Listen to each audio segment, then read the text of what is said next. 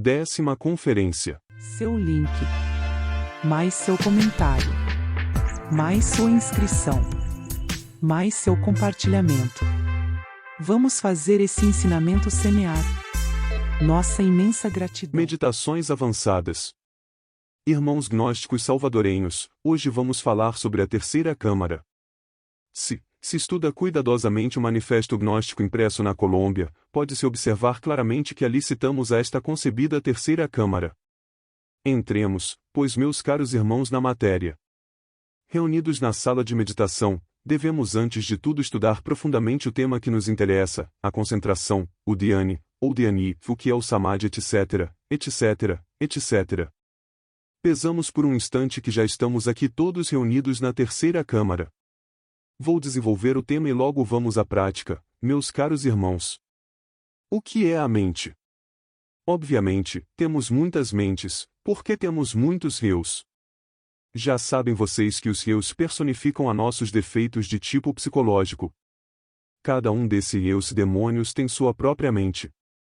Assim, pois, quando se fala de uma mente, não se está falando com inteira claridade, melhor é pensar nas muitas mentes e assim a compreensão se faz mais evidente. Certamente cada um de nós parece um barco carregado de muitas tribulações, de muitos passageiros. Cada um desses reus é um passageiro e cada passageiro tem seu próprio critério, sua própria mente, suas próprias ideias, seus próprios conceitos, etc. Quando qualquer desses reus, por exemplo, se entusiasma pela gnosis, jura lealdade, desafortunadamente, muito mais tarde é desprezado por outro eu que não lhe interessa a gnosis e então, como é natural, o sujeito se retira do nosso movimento. Quando um desses reus jura amor eterno, por exemplo, a uma mulher, parece como se tudo caminhasse bem, certo? Mais tarde acontece que outro eu despreza o que jurou, e a esse novo não interessa absolutamente tal juramento, então se retira da pobre mulher e fica naturalmente desfraldada. Assim, pois, meus caros irmãos, compreendo que a mente é múltipla, porque temos muitas mentes, aprofundamos um pouco mais nesta questão. Que é o que necessitamos realmente para poder chegar a experimentar o real, a verdade, através do êxtase, do samadhi. Como chegar a tal estado de arrombamento místico transcendental? Isto é muito interessante, meu caro irmão, muito interessante. Reflexionem por favor, reflexionem, trata-se antes de tudo de conseguir a quietude e o silêncio da mente, somente assim se pode chegar ao êxtase, ao samadhi. Entretanto, como poderíamos chegar a tal quietude, a tal silêncio? Dentro de nós temos múltiplos reus que vivem disputando a supremacia. Nestas condições, obviamente, se faz difícil conseguir esse silêncio e essa quietude, pois os reus brigadores e gritadores realmente não o permitem. Então, que fazer?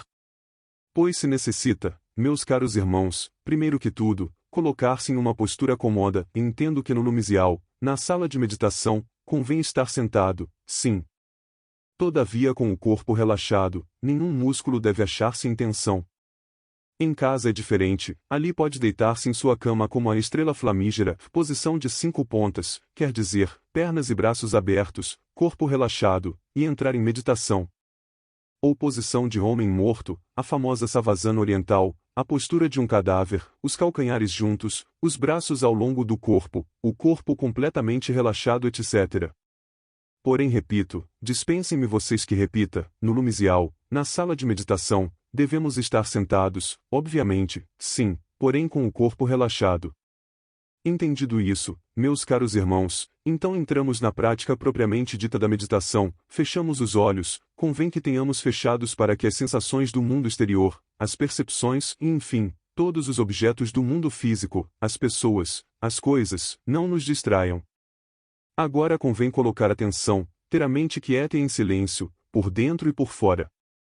Repito, isto é somente possível estando atentos no que estamos fazendo, verdade, porque se vocês não estão atentos, como vão a ter a mente quieta e em silêncio, vem-lhes um pensamento, lhes vem outro, um desejo, qualquer coisa dessas, e já a mente não está quieta em silêncio. Desafortunadamente, irmãos, não é tão fácil estar atentos, surge inevitavelmente isso que poderíamos chamar de sartensão. Há, pois dois estados, o de atenção e o de desatenção, compreendido? Se quisermos estar atentos, surge o oposto, a desatenção, e o que causa a desatenção? Obviamente os eus que carregamos dentro de nós, verdade, recordações, desejos, emoções, paixões, acontecimentos do dia, do mês, do ano e dos anos, memórias, rancores, ressentimentos, etc. E isso é óbvio. Que fazer então com toda essa multiplicidade de eu? Que fazer com essa desatenção? Observá-la, meus caros irmãos, observá-la. Quando serenamente observa todas as fases da desatenção, quando de verdade as olha de forma detalhada e sem tomar partido por isso ou por aquilo, nessa mesma observação de o que é inatento surge a real inatenção, quando esta surge, a mente fica quieta e em silêncio. Quero que vocês distingam quando a mente está quieta, que quando a mente está em silêncio, advém o novo, isso é claro. Nestes instantes a essência se desengarrafa para experimentar no mundo do real, e nesse, ou nesses, melhor dissera, estados de lucidez plena, vimos experimentar certos elementos que transforma radicalmente, que nos dá ânimo, que nos reforça para a batalha, para a luta, entendido? Tem um dito antigo que diz, Nocite ipsum, homem conhece a ti mesmo e conhecerás o universo e os deuses. Quando alguém está observando o que existe de desatento, surge naturalmente diversa coisa, qualquer pensamento deve ser devidamente compreendido e esquecido, qualquer desejo, qualquer sentimento, tudo o que vai aparecendo, depois de ser compreendido a fundo deve ser esquecido. É claro que a procissão é essa, de desejos, pensamento, emoções, etc. Tem um começo e tem um fim. Realmente tal procissão está constituída por todos os eus eus da ira, eus da inveja, eus do ódio, eus da luxúria, eus do ressentimento, eus de tais ou quais cenas do passado, etc. Ao ver todos eles, ao compreender cada um desses detalhes, está alguém compreendendo a si mesmo, verdade, e só conhecendo a si mesmo se pode conhecer o universo e aos deuses, de acordo com a máxima de Tales de Mileto, na antiga Grécia quando, todavia, existiam os mistérios de Eleusis no mundo físico.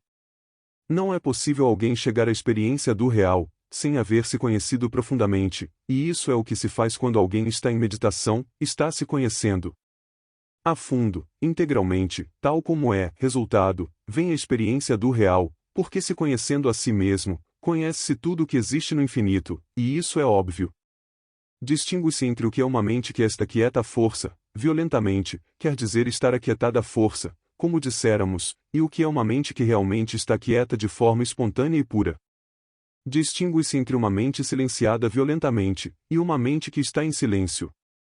Quando a mente está aquietada violentamente, não está quieta, luta por se mover em seus níveis mais profundos, e quando a mente está silenciada violentamente, tampouco está em silêncio, grita em seus níveis profundos. Resultado, esse caminho assim resulta estéril. A quietude e o silêncio devem surgir de forma espontânea e pura, surgem quando a procissão dessas lembranças, paixões, desejos, defeitos, etc. Conclusão, nestes instantes é quando a consciência logra desengarrafar-se para vivenciar o que é o real, isso que não é do tempo e do espaço, isso que é a verdade. Assim, pois, meus caros irmãos, conhecendo esta técnica, todos reunidos em pleno santuário, devem meditar. Não quero dizer a vocês que o trabalho resulte fácil, é óbvio que este trabalho é difícil, porém não é impossível, e conduz ostensivamente à iluminação mística. Quem se conhece a si mesmo, não esqueçam, conhece o universo e os deuses. Alguém tem que se libertar, meus caros irmãos, da mente, e isso somente é possível por intermédio da meditação de fundo. A consciência, infelizmente, está presa na prisão da mente. Obviamente, enquanto a consciência está encarcerada, a experiência do real resulta impossível. Necessitamos lutar por nossa liberdade, meus caros irmãos. Recordem que cada um de vós está preso, e o grave é que não vos dais conta de que estáis presos, creem que são livres e não o sois, porque estáis presos. A prisão da mente é horrível, ali, dentro desta prisão está trancada a consciência, a alma, disséramos, o anímico, o que verdadeiramente vale a pena em nós. Estais em uma situação difícil. Vedes quantas pessoas dedicam-se a fortificar as barras desta prisão, colocam avisos nos jornais, que a escola tal confere-a. Alguém poderes extraordinários na mente, que desenvolve em alguém uma força mental, que tem técnicas extraordinárias para dominar por intermédio da mente todo o mundo, etc., quer dizer, O que se encontram presos propagam para os demais que sigam presos. Que horror! Infelizmente é assim. Todos vós, meus caros irmãos, deveis compreender de forma integral a necessidade de libertai-vos da mente para experimentar no terreno do real, e isso, repito, somente é possível quando a mente está quieta, quando a mente está em silêncio. Não deixo de esclarecer, e nisto não quero economizar esforços de nenhuma espécie, que o problema de cada um de vocês sentados aqui, na sala de meditação, consiste precisamente na inatenção. Todos querem estar atentos, infelizmente não o lograis, surge a inatenção, qualquer coisa o distrai, desde o canto de um grilo, até um estampido de um canhão disparando, o automóvel que passa na rua, ou a última lembrança de momentos atrás, possivelmente quando este conversando com sua comadre, ou com seu compadre, ou talvez com alguma namorada, etc., etc., etc. Comumente o trajeto do dia deixa tantas marcas no fundo da mente, que quando chega a hora de estar atentos, não se consegue. Então, é quando verdadeiramente devemos compreender esta técnica. Colocar atenção na inatenção é dizer, observar cuidadosamente o que existe de inatento em nós. Quando alguém observar, repito, embora me canse de tanto repetir, todos os detalhes da inatenção, é óbvio que por tal motivo já exista atenção. Pois bem, a atenção plena, meus caros irmãos, nos dá precisamente a lucidez do espírito. A atenção plena nos leva a uma quietude natural, espontânea e simples da mente. A atenção plena nos leva ao silêncio belíssimo, muito profundo da mente. O curioso é que quando alguém está verdadeiramente atento, quando realmente estar em silêncio, nem sequer se dar conta que estar em meditação, aquela quietude e silêncio é tão natural, ou são tão naturais, que se esquece alguém, de que se está praticando um exercício. Bendito esquecimento, porque quando isso acontece vem a iluminação, o samadhi. Observe, por exemplo, irmão, o que acontece quando alguém está contemplando um quadro da natureza, ou um filme que lhe interessa, ou a mulher amada, ou o amanhecer, ou o anoitecer, se realmente estiver alguém encantado neste instantes de atenção plena. Instantes desses que são os que necessitamos para se chegar realmente à iluminação. Tem-se que criar na meditação um clima favorável para uma atenção assim, tão plena, e se cria esse ambiente favorável quando observa a fundo o inatento. Então vem, de fato, a atenção natural, e isso que é indispensável para se chegar à verdadeira iluminação, mística interior profunda. Eu quero, meus caros irmãos, que vós compreendas tudo isto, porém que compreendas a fundo. Necessitamos todos nos libertarmos das amarras da mente, do batalhar horroroso dos conceitos opostos. Necessitamos esquivarmos de todo esse maremoto de opiniões, teorias, autores, etc. Muito bom, meus caros irmãos, poder alguém estudar, por exemplo, nos registros acásicos da natureza todas as maravilhas da Terra e de suas raças, isso é assombroso. Se alguém ler, por exemplo, a mestra H.P. Blavatsky, poderá compreender como fala maravilhosamente sobre cosmogênese, antropogênese, etc. Muito bom é ter informações intelectuais sobre a raça polar, sobre os hiperbóreos, sobre os lemurianos, sobre os atlantes, etc. Porém, outra coisa é experimentar isto de forma direta. Sucede que nos registros acásicos da natureza nós podemos experimentar de forma direta, todavia se faz necessário retirar a consciência dentro do intelecto. Com a consciência emancipada podemos revisar todos os arquivos velados desta grande natureza, viajar no tempo, viver em épocas antigas, primeira, segunda, terceira, quarta raça, etc., lembrar de nossas vidas anteriores, meus caros irmãos. Isto é formidável. Verdade? Porém seria impossível, realmente, tudo isto, se continuamos presos, metidos nesta horrível prisão que é a mente. Quero que os liberteis e isto se faz por intermédio da meditação de fundo. Assim, pois, meus caros irmãos, reunidos nesta sala de meditação, devemos compreender a necessidade de emanciparmos cada vez mais dos processos de tipo intelecto racional. Existem mantras que ajudam também, porém hoje não vou mencionar mantras, hoje quero que compreendam a técnica. E me parece que poderia fazer mais claras estas práticas, se os irmãos aqui presentes fazem perguntas relacionadas com a meditação. Vou dá-las, pois, aqui, a nossos irmãos presentes, a oportunidade de que perguntem para esclarecer esta questão de forma mais profunda. Se algum de vocês quer perguntar, pode fazer com a mais inteira liberdade. Mestre, agradeceria, seu conselho, a respeito dos tipos de cadeiras ou posições que você considere mais adequada para a melhor prática de meditação. Com o maior prazer responderei à sua pergunta, meu estimado irmão. Obviamente, sempre se deve buscar a posição mais cômoda. Quanto menos incomode o corpo físico, pois tanto melhor. Nos lumisiais se aconselha estar sentados comodamente ao estilo ocidental.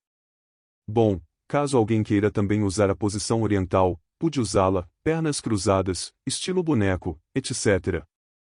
E quanto à posição estritamente ocidental, já sabem como é, isso não necessito explicar, o que se convém é que o corpo esteja relaxado de forma total, íntegra. Em casa já as coisas mudam. Aqui podem vocês, como já dissera, deitar na posição de estrela flamígera de 5 pontas, tendo naturalmente todo o corpo totalmente relaxado, ou na posição savasana do tipo oriental, a posição de homem morto, de que já lhe falei, ou com os braços cruzados sobre o peito, tal como se vê algumas múmias egípcias, ficando a mão e o braço direito cruzado sobre o esquerdo, etc. Eu francamente digo-lhes que em casa prefiro para a meditação a estrela de 5 pontas, embora às vezes também usam a savasana. Porém já nos lumisiais as coisas mudam, no lumisial forçosamente tem que se estar sentado, isto é óbvio. Desculpe mestre, quisera perguntar, em alguma ocasião que tenho querido relaxar, utilizo qualquer sistema de relaxamento, já usei o dos anãozinhos que saem do corpo, ou seja, eu conto de 1 até 10, sem dificuldade, às vezes devido do dia, a mente confunde-me no relaxamento, ou seja, que não posso relaxar bem o corpo, porque estou sempre pensando nos problemas da mente. Como se faz necessário estar relaxado para não pensar ou para analisar o que surge na tela da mente? Como poderia sequer lograr o relaxamento para começar a fazê-lo?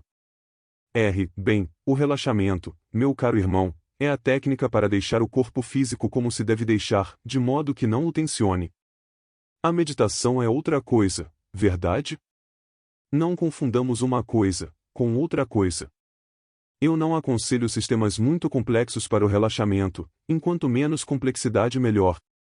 Simplesmente sentar-se ou deitar-se na posição que já disse, soltando bem braço e pernas, e isso é tudo. Porém, soltando-os de forma de que nenhum músculo incomode. Isso é o que é indispensável. Isso é o indispensável, que nenhum músculo fique tensionado. Uma vez que estejam absolutamente seguros de que o corpo já está relaxado, esqueçam-se deste assunto, não pensem mais nisto, porque se poderia converter em um outro trabalho a mais para a mente. E para que criamos mais trabalho? Quando já está com o corpo físico relaxado, deve esquecê-lo. Até fazer de conta que já está desencarnado, não pensar mais em questão do corpo. Meu caro irmão Batarsé, me haveis compreendido? Mestre, eu considero que a mente é um instrumento que utilizamos para compreender nossos efeitos, ora e devido às suas limitações não podemos aprofundar até o mais funda significação dos mesmos. Agradeceria suas palavras a respeito de como se chegar a esta funda significação. Meu estimado irmão Tony. A compreensão é a compreensão e nada tem que ver com a mente. Devemos equilibrar o ser e o saber, verdade? Quando o ser está maior que o saber, mais desenvolvido, mais poderoso, pois é óbvio que então poder surgir dali, disséramos, o Santo 8, por lhe falta a sabedoria. E quando, por sua vez, o saber é exorbitante e o ser está sem desenvolvimento de nenhuma espécie, então é pior, dali vem o indolente, assim, pois não confundamos a ginástica, com a magnésia. A compreensão é de fundo, pertence à consciência, consiste no equilíbrio perfeito do ser e do saber, isso é tudo. Mestre, desculpe-me, sendo indispensável a compreensão cada eu para ser eliminado, poderia colocar você um exemplo do que é a compreensão de um eu determinado. Porque nisso de compreensão existe muitas escalas, e se é importante ter o conceito claro do que se chama compreensão de fundo. Agradeceria um exemplo, mestre. Bem, meu caro irmão Batarsé. Certamente estamos aqui falando detidamente sobre a prática da meditação generalizada para lumisiais. Outra coisa seria a prática de dissolução do eu, esse já é um assunto diferente, verdade? Espero, certamente, devo dizer que há distintos graus de compreensão.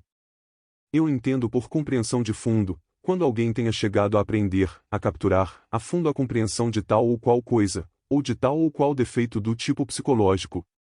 Espero, Quando alguém não tenha chegado assim, tão longe, quando tão somente compreende o processo da ira, do egoísmo, do ódio e nada mais, porém não capturou realmente seu íntimo significado de fundo, existindo certas compreensões, porém, não é a compreensão de fundo, é a compreensão de superfície. Em todo caso, nisto de compreensão existe muitos e muitos graus, escalas e escalas, sistemas e sistemas, diversos níveis, porque muitas vezes, alguém já estudou um livro e crê que compreendeu, e o lê um ano depois e resulta que se dar conta de que não o havia compreendido. Haja vista, por exemplo, meu livro Parsifal, certo? Esse é um livro para estudar durante toda a vida, sem embargo, existem muitas pessoas que creem que já compreenderam, porém quando voltam a ler, dão-se conta de que lhes faltará compreender algo mais, e repetem a leitura anos mais tarde, dão-se conta que não haviam entendido nada, que lhes faltava todavia a compreender. Em suma, que isto de compreensão é muito elástico. Você me pediu um exemplo concreto sobre a compreensão? Com o maior gosto, vou citar nada mais que experimentado em mim mesmo, porque gosto de falar sobre o que eu tenho experimentado.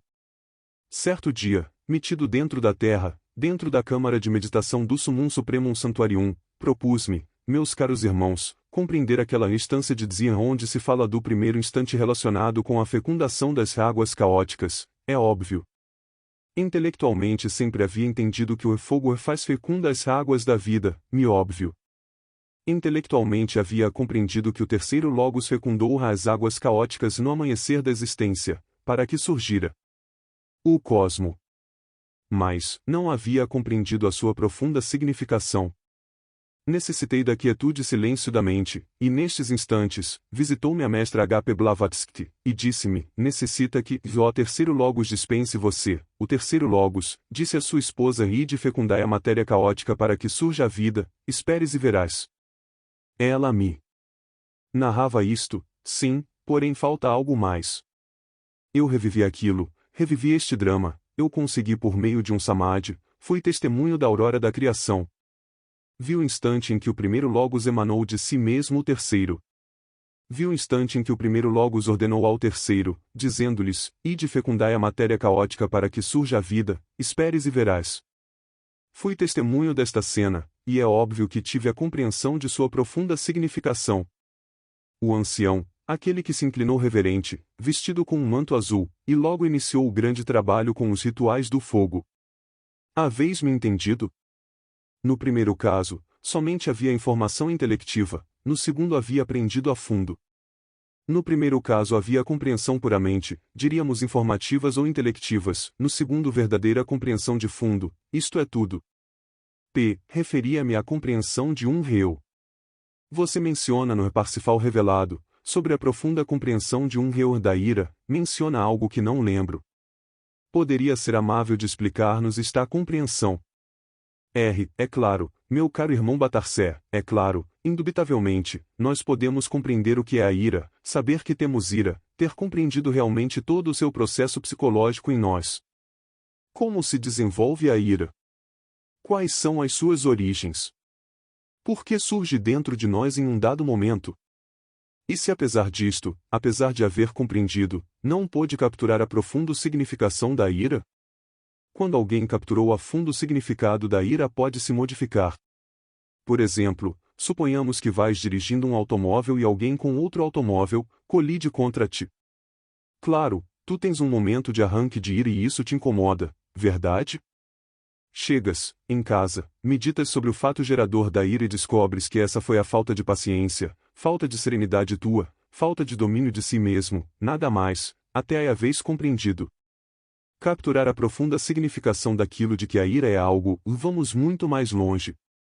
Porque se tu capturas a profunda significação daquela ira, podes descobrir que ela, em si mesma, não é mais que os resultados da ignorância. Venha descobrir com assombro místico que tal erro pode ter sido produzido pela lei do karma, porém tu ignoravas a lei do karma, que ignoravas essa dívida kármica. Se chegar a ver isso, tereis captado a fundo a significação. De que é? Da ira? Sim, da ira. Descobriste que essa ira tinhas base na ignorância, que ignoras a lei do karma. A ver como se processa o karma, ao ler nos registros acásicos. É claro que na terceira câmara recebemos força. Porque realmente na sala de meditação estabelece-se um vórtice de magnetismo extraordinário. Nós carregamos, por assim dizer, de eletricidade transcendente para seguir com firmeza em nossas práticas esotéricas. Em casa devemos aproveitar a força que acumulamos e praticar com intensidade a meditação. É óbvio que na sala estamos bastante auxiliados por todas as forças magnéticas. Também é certo que em casa dependemos de nós mesmos e da ajuda de nossa divina mão Kundalini. As técnicas podem ser iguais, tanto em casa, enquanto na sala de meditação, porém enquanto o relaxamento existe uma diferença, porque alguém na sua casa pode tranquilamente deitar-se ao solo, se quiser, na posição de estrela flamígera, ou sevasana, ou em sua cama, etc. Já se muda de questão, enquanto que no lumisial somente se pode estar sentado.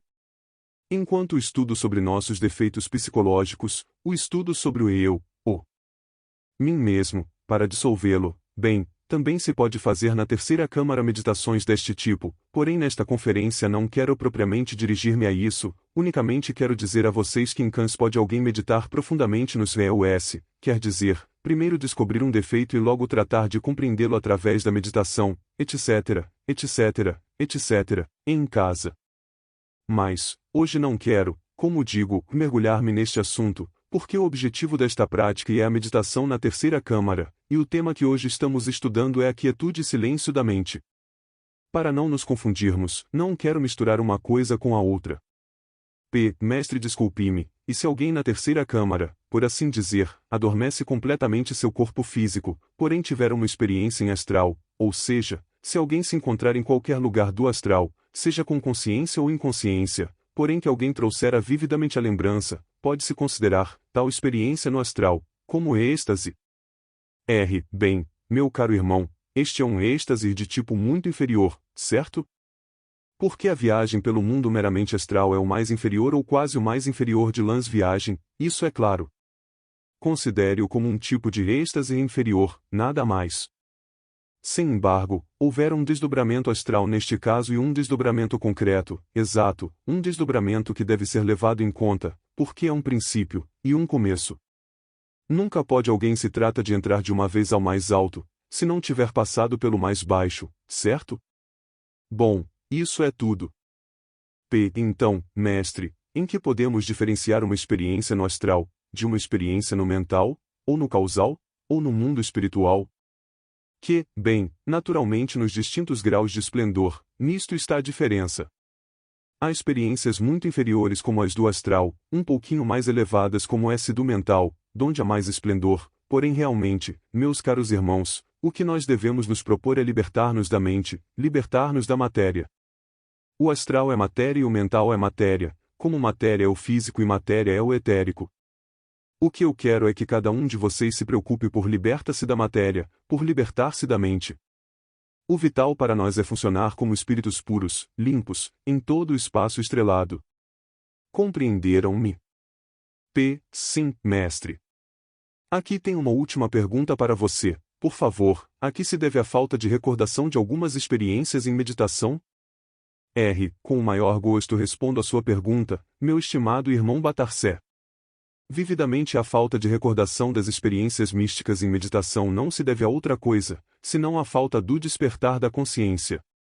Quando alguém está bem desperto não se esquece de nada, recorda-se de todas as suas experiências íntimas com inteira exatidão, isso é tudo. Bem, meus caros irmãos, vamos começar a meditação. Sem dificuldade, quero que antes de começarmos esta meditação, façamos uma cadeia de amor à humanidade. Todos de pé. Por favor. Por favor, tomar assento, meus caros irmãos. Apaguem as luzes, por favor, apaguem as luzes, para que nada nos distrai. Bom, relaxam seus corpos. Sentem-se bem, sente-se bem, meus caros irmãos, que ninguém fique desconfortável, que ninguém fique em posição incômoda, senão, na posição mais cômoda possível. Não cruzem as pernas sobre a outra, porque isto é mal. As pernas e braços soltos, repito, bem solto, que nenhum músculo fique tensionado, que todos os músculos fiquem bem livres, bem relaxados. Não façam disto um problema, por favor, não façam problema, isto é uma coisa simplesmente simples, totalmente livre e se pode facilmente fazer, sem tanto trabalho. Observem-se. Observem-se. Observem-se. Já estão relaxados? Para isto não se necessita de tanto trabalho, unicamente que alguém esteja seguro de que nenhuma parte de seu corpo esteja tensionada, isto é tudo. No tocante às mãos, coloquem-nas como queiram, não se apeguem a detalhes, porque se vocês se apegarem a detalhes físicos, eles se converterão em outro trabalho para a mente, surgirão novos problemas, mais do que já temos, verdade? Bem, creio que estamos pronto. Agora fechem seus olhos. Ao fazer esta prática, pode-se admitir um pouquinho de sono para o físico, desde que não se adormeça a consciência, tudo está bem. Muitas escolas creem que alguém não deve dormir o corpo físico, equivocam-se. Quando alguém está em meditação, convém melhor que o corpo físico não dificulte, e não quando dificultará quando está dormindo, porque um corpo físico desperto é muito difícil, atrapalha demasiadamente. Eu mesmo, quando estou nos mundos internos, estou muito contente, muito feliz, se meu corpo físico está adormecido, porém quando o corpo físico está ativo, sustento-me aí à base de pura vontade, claro. É uma forma mais incomoda, isto é óbvio. Dessa forma os veículos físicos adormecem, e isso é melhor. O mais importante é que a consciência não se adormeça, que esteja vigilante como vigia em época de guerra, entendido? Bem, meus caros irmãos, agora vamos meditar. Comecem a observar o que vai surgindo em suas mentes com muito cuidado, ponham atenção, atenção, atenção. Prestem atenção no que tem de inatento. O que alguém de inatento são os desejos que vão aparecendo, as emoções, as paixões, as recordações das coisas dos dia a dia, de ontem, diante de ontem, etc., etc., etc. Observem. Observem, observem, por favor, observem o que vai aparecendo em sua mente. Observem, e com muito cuidado, observem. Põe atenção em tudo isto que vai aparecendo, meus caros irmãos, compreendendo-o, e esquecendo-o, e se outra coisa nova surge, procure compreendê-la e depois esquecê-la. Veja, entrem em meditação. Adormeçam os seus corpos físicos um pouco mais, um pouco mais, um pouco mais, porém com consciência alerta. Alerta. Alerta. Alerta. Alerta. Soa uma música durante uns breves minutos. Bem, meus caros irmãos, como essa não é senão a indicação prática de como se deve meditar, apenas me resta dizê-los que é conveniente que esta prática se façam durante 1 hora seguida, 1 hora seguida. Entendido? Concluída já a meditação, então tudo o que se tem que fazer para que vocês me entendam. Vejam, formar a cadeia, formar a cadeia, formar a cadeia a todos. Irradiemos amor, de novo se realizar outra cadeia e logo continua o mestre dizendo. Assim, é que se conclui, meus caros irmãos. A prática deve ser de 1 hora, é claro que eu não vou estar aqui fazendo, por meio de uma fita gravada, toda a prática de 1 hora, porque senão acabaria a fita. Unicamente o objetivo desta fita é indicar-lhe como se deve fazer, de que forma se deve trabalhar. Depois, todos os irmãos se despedem carinhosamente e se retiram. Assim, é como se trabalha, assim é como se deve funcionar sempre a terceira câmara. Os que ingressem em terceira câmara são indivíduos ter estado pelo menos, 3 anos no movimento gnóstico. Não se pode receber na terceira câmara um indivíduo de 1 ano, ou de 2 anos, senão os que estiveram pelo menos 3 anos de assistência pontual à primeira e à segunda câmara. Compreendido? Bom, meus caros irmãos, creio que não já há mais nada que falar por hora, se tem algo a dizer que o façam com inteira liberdade. Mestre, uma pergunta que rogaria que nos respondesse. É sobre o que se deve comer antes da prática de terceira câmara, e se o estômago cheio, ou semi-cheio, não é obstáculo para realizar uma boa prática? Com muito gosto, meu estimado irmão Batarsé, responderei sua pergunta. Para assistir, a terceira câmara é melhor não comer nada absolutamente, o antes, melhor é assistir alguém com o estômago vazio, assim a prática resulta com mais comodidade. Entendido? Esta outra pergunta que tenho aqui, não tem nada a ver com prática de terceira câmara, senão com o que conversamos sobre a apreensão do profundo significado dos REUS. E neste caso você se referiu ao eu da ira cujo fundo significado era a ignorância. Minha pergunta é a seguinte, mestre: como existem inumeráveis eus da ira? Todos os eus da ira se originam da ignorância, ou somente especificamente esse eu da ira e os demais ela associados, ou seja, cada forma distinta que no fundo, possui um significado diferente? Muito bem, meu estimado irmão Batarsé, com o maior gosto vou dar uma resposta à sua interessante pergunta. É óbvio que cada situação de ira é diferente, isso é ostensível, sem dificuldade podemos, praticamente, catalogar todas as situações de ira resumindo-as em três: primeira, que chamaríamos de ira produzida pelo ânimo. 2. Seria a produzida pelo corpo. 3. Ira produzida pela língua. Vamos examinar cada uma em separado. O que lhes parece? Bem, ira produzida pelo ânimo, nem sempre estar alguém em um mesmo estado de ânimo, alguém pode produzir a outro alguém ira sem dizer tal ou qual palavra em um estado de ânimo, e sem embargo, noutro ânimo podem repetir-se a alguém a mesma palavra e não sentir nada. Qualquer insultador pode ferir alguém facilmente, se o encontra em um estado de ânimo, porém em outro estado de ânimo o insultador pode não encontrar eco em alguém. Assim, pois os estados de ânimo são muito variados e é claro que segundo o estado de ânimo encontramo-nos mais ou menos serenos. Existem, pois, iras produzidas por estado de ânimo. Segundo, a ira produzida pelo corpo, e estando alguém, por exemplo, com muito calor, põe-se a suportar, verdade?